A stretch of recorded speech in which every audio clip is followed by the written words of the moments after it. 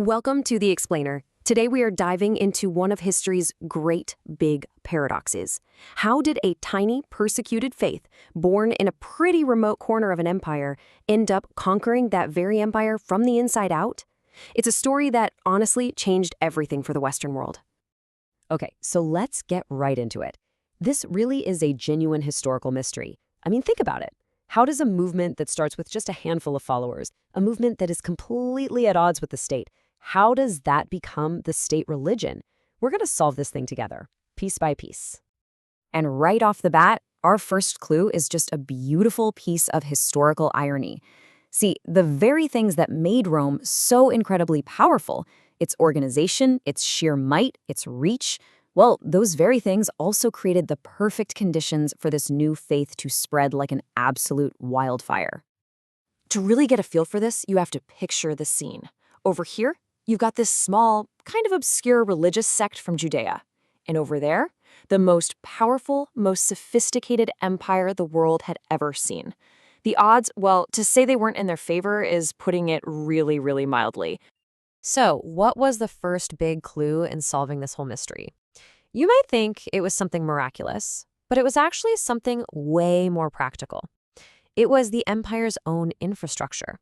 The early Christians didn't need to build some grand network to spread their message, because you know what? The Romans had already built the perfect one for them. What is so fascinating when you look at this is how perfectly all these pieces fit together. You had missionaries who could travel safely on these amazing Roman roads. Ideas moved along the exact same sea routes as grain and wine. And the message?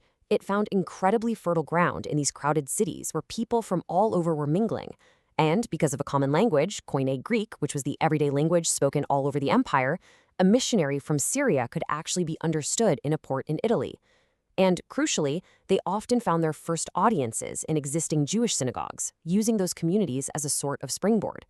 It was truly the perfect storm for an idea to go viral. Okay, let's move on to our second clue, because you can see how this is building, right? A great network is pretty useless if you don't have a message that people actually want to listen to. So the question is, what was it about early Christianity that was just so compelling to the people living in the Roman Empire? And this just lays out the contrast so brilliantly. Look, Roman religion was largely transactional. You perform the rituals, you honor the gods, and in return, the gods make sure the state stays prosperous. It was a public thing, a civic duty. But Christianity, that offered a personal relationship with one God and the promise of salvation. It created these really tight-knit communities that were built on mutual support and charity, which was incredibly appealing to the poor, to slaves, to women, basically to all the people who were largely left out of the whole imperial power structure. And the way the message was delivered was also just genius, the use of parables, right? It was such a powerful teaching tool. Instead of all this abstract, high-minded theology, it took these huge ideas about morality and salvation and wrapped them in simple stories about everyday life, things like farming and fishing and family.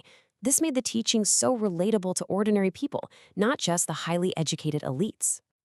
Now for our third clue. This one's a paradox, and it's a pretty grim one.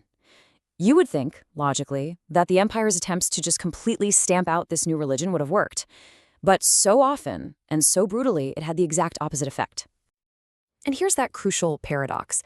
Yeah, the persecution was horrific, but it created these incredibly powerful stories. Martyrs, people who literally died for their faith, they became heroes. Their courage, even as they faced death, it just strengthened the resolve of other believers. And maybe surprisingly, it attracted outsiders who were just left wondering, what on earth could inspire that kind of conviction? In a very real way, the more the empire tried to snuff it out, the brighter that fire burned. And this timeline just shows you how breathtakingly fast this whole reversal of fortune was. I mean, it took less than 300 years to go from the first major state-sponsored persecutions under Nero all the way to Christianity becoming the official, state-endorsed religion of the entire empire. In historical terms, that is an astonishingly rapid transformation. Which, of course, brings us to the final piece of our puzzle, the political masterstroke. This is the moment everything flips. This is when the Roman state goes from being the chief persecutor to the ultimate promoter of the Christian faith. Emperor Constantine's conversion back in the early 4th century, that was the real tipping point. The Edict of Milan stops the persecutions, but it didn't just stop there. Constantine and the emperors after him, they began pouring imperial money into the church, building these massive basilicas, giving clergy special privileges. All of a sudden, being a Christian wasn't just safe, it was advantageous. It became the religion of power, of culture, of ambition. And its institutional growth, well, it just exploded.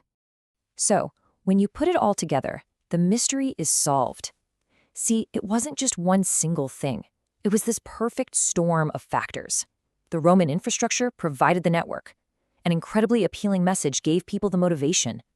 The resilience of the community forged this powerful identity. And then finally, imperial adoption gave it unstoppable institutional power. And that leaves us with one last, big, provocative thought. This incredible success story didn't just change the Roman Empire, it fundamentally changed Christianity itself. I mean, think about the shift from a persecuted minority faith to the official religion of a global superpower.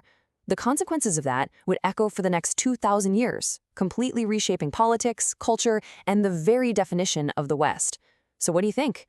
What happens then? That's a question worth pondering.